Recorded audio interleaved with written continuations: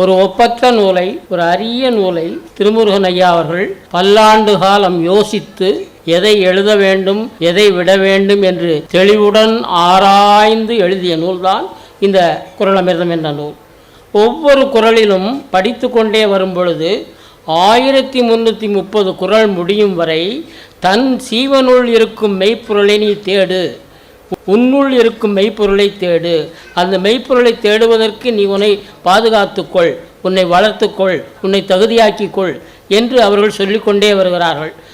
தமிழர்களுக்கு இது மிகப்பெரிய வரப்பிரசாதமாகும். தயவு செய்து நீங்கள் இந்த உரையை கண்டிப்பாக ஒவ்வொருவரும் வாங்கி படித்தால் உங்கள் உள்ளத்தில் ஒளியேறும். அந்த நல் வாய்ப்பை ஏற்படுத்தி கொடுத்த திருமுருகன் அவர்களுக்கு நன்றி கூறி அமைகிறேன். வணக்கம். இந்நூல் உங்களுக்கு வேண்டுமா?